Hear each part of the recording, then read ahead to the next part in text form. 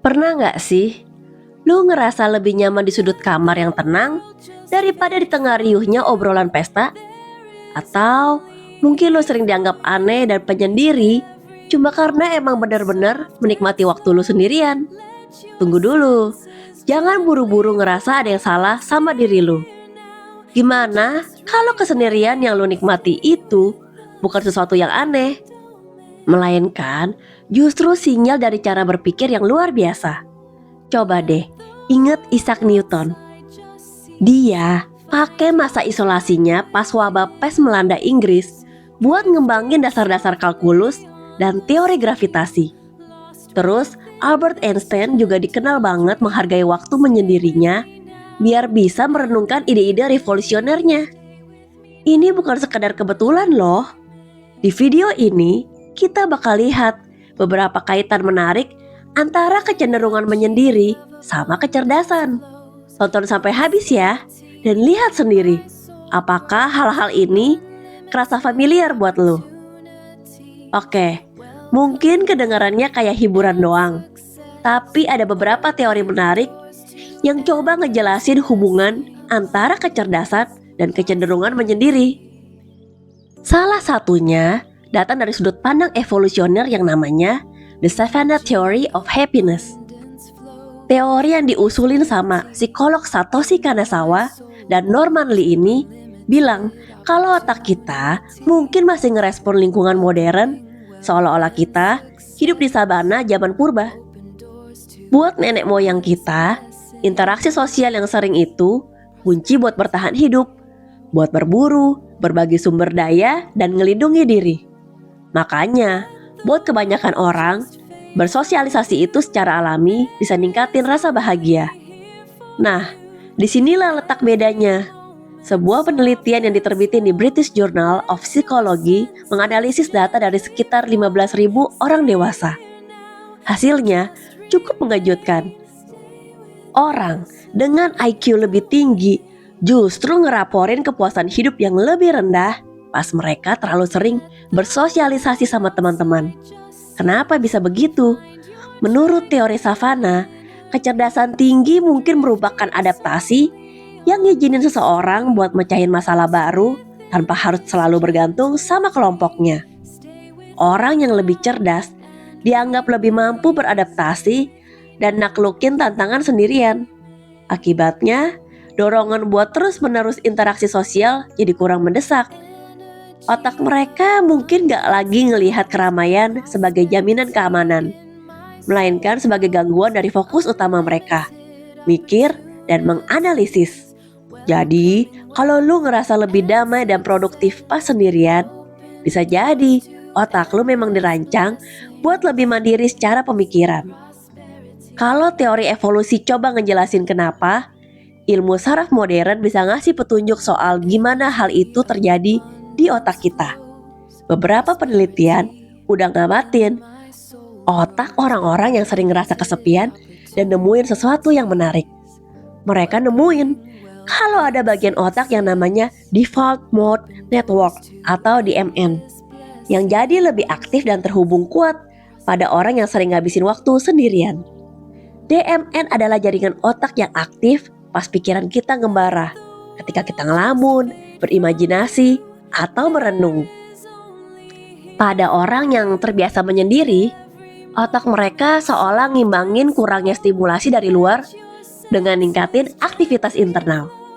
Pikiran mereka jadi sebuah panggung imajinasi yang lebih hidup, tempat mereka bernostalgia, berdialog sama diri sendiri, dan mecahin masalah secara kreatif. Para peneliti berspekulasi kalau aktivitas ini ngedukung proses mental kayak perenungan dan imajinasi buat ngisi kekosongan sosial. Ini bisa jadi pedang bermata dua loh. Di satu sisi, aktivitas DMN yang tinggi bisa jadi bahan bakar buat kreativitas dan pemikiran mendalam. Di sisi lain, kalau nggak seimbang, kondisi ini juga bisa jadi faktor risiko buat masalah kesehatan mental. Intinya, otak seorang penyendiri nggak sedang mati gaya. Sebaliknya, dia bisa jadi lagi kerja ekstra, ngebangun dunia internal yang kaya dan kompleks.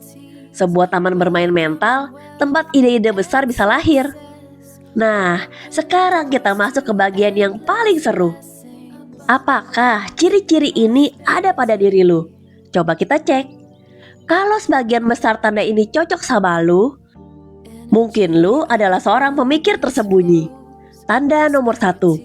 Lu lebih suka obrolan mendalam daripada basa-basi. Orang dengan rasa ingin tahu yang tinggi sering ngerasa obrolan ringan soal cuaca atau gosip itu melelahin dan kurang bermakna.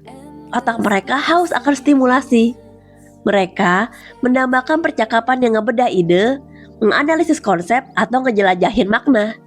Karena obrolan semacam ini jarang ada di keramaian, mereka lebih milih diem atau menyendiri daripada kejebak dalam obrolan dangkal. Tanda nomor 2. Lu sering ngobrol dengan diri sendiri alias self-talk.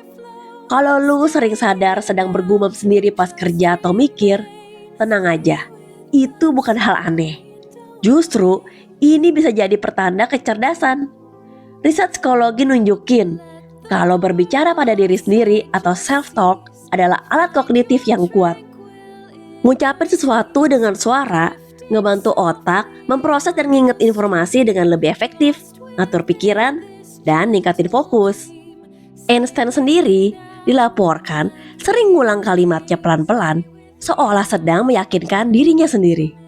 Tanda nomor 3. Meja kerjaan lu cenderung berantakan. Meja yang berantakan gak selalu berarti males, tapi bisa jadi pertanda pikiran yang aktif.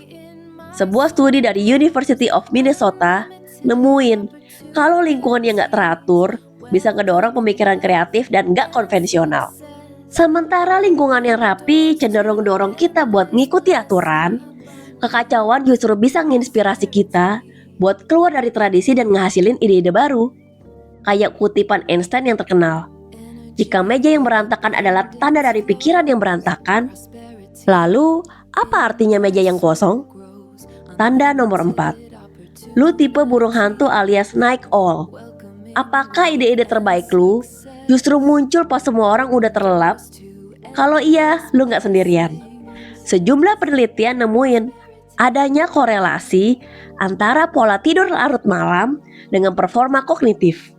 Satu studi dari London School of Economics bahkan ngaitkannya sama IQ yang lebih tinggi dari sudut pandang evolusi.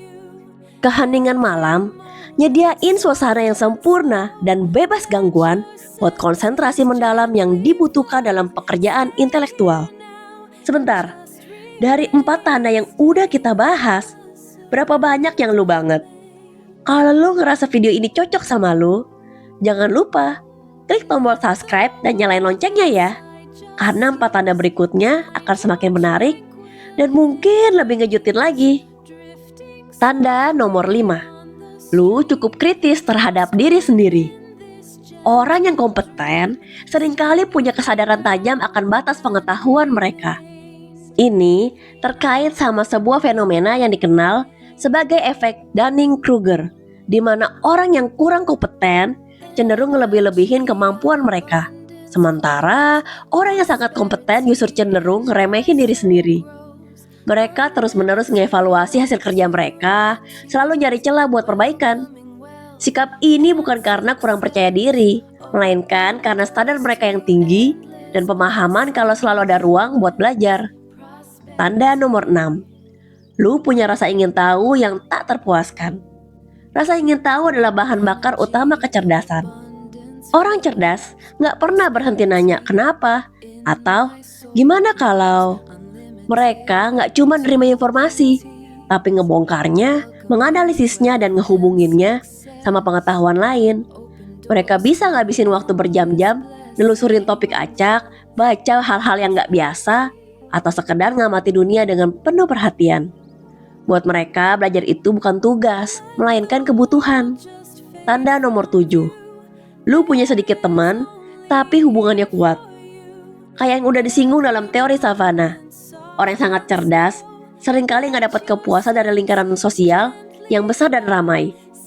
Ini bukan berarti mereka antisosial. Sebaliknya, mereka sangat selektif. Mereka lebih milih punya 1 atau 2 teman yang bisa diajak diskusi soal ide, berbagi pemikiran, dan pahamin dunia batin mereka daripada punya ratusan kenalan buat sekedar basa-basi. Kualitas hubungan jauh lebih penting daripada kuantitas. Tanda nomor 8. Lu memiliki sisi empati yang dalam. Meskipun sering dianggap penyendiri, banyak orang cerdas justru punya tingkat empati yang tinggi. Kemampuan mereka buat mikir mendalam gak cuma berlaku buat konsep abstrak, tapi juga pengalaman manusia. Terkadang empati yang mendalam ini bisa bikin interaksi sosial jadi sangat ngelelahin, karena mereka seolah nyerap terlalu banyak emosi dari orang-orang di sekitar. Menyendiri jadi cara buat ngisi ulang baterai emosional dari kelelahan akibat empati yang berlebihan. Nah, penting banget nih buat pahamin perbedaan krusial antara solitude, yaitu kesendirian yang lu pilih, dan loneliness, yaitu kesepian yang menyakitkan. Solitude adalah kondisi di mana kamu secara sadar milih sendiri buat refleksi, kreativitas, dan mulihin energi. Inilah sisi positif yang kita bahas.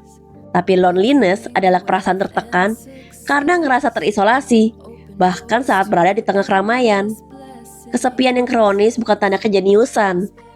Itu adalah masalah kesehatan serius yang udah dikaitin sama berbagai risiko, mulai dari depresi, kecemasan, sampai penurunan fungsi kognitif.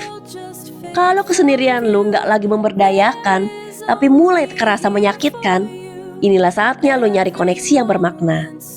Cari komunitas dengan minat yang sama, hubungi satu teman terpercaya buat diskusi mendalam, atau bagiin pengetahuan lu di tempat yang relevan. Penting juga buat diingat ya, ini semua adalah korelasi, bukan sebab akibat. Gak semua orang yang suka menyendiri itu jenius, dan gak semua jenius suka menyendiri. Tapi kalau lu ngerasa cocok sama ciri-ciri ini, pahamilah kalau kecenderungan lu buat nikmati kesendirian bukanlah sebuah kekurangan. Itu bisa jadi sebuah arena di mana pikiran lu yang luar biasa bisa bebas berlari. Jadi, apakah kesepian adalah tanda lu jenius? Jawabannya adalah bisa jadi kalau kesepian itu adalah pilihan sadar yang lu manfaatin buat mikir, berkarya, dan ngisi ulang energi. Ciri-ciri kayak lebih nyukai percakapan mendalam, ngomong sendiri sampai jadi burung hantu itu bukan sebuah keanehan, melainkan bisa jadi manifestasi dari cara kerja otak yang unik dan kuat. Lu gak aneh, lu gak antisosial, lu mungkin cuma beroperasi pada frekuensi yang berbeda. Rangkulah kesendirian lu itu sebagai sebuah kekuatan. Manfaatin waktu tersebut buat ngejelajahin ide-ide liar lu dan nyiptain sesuatu yang cuma bisa datang dari pikiran lu yang unik. Sekarang giliran lu. Dari 8 tanda tadi, berapa yang lu banget dan tanda mana yang paling ngegambarin diri lu? Tulis jawaban lu di kolom komentar di bawah. Gue penasaran ingin denger cerita lu. Terima kasih udah nonton.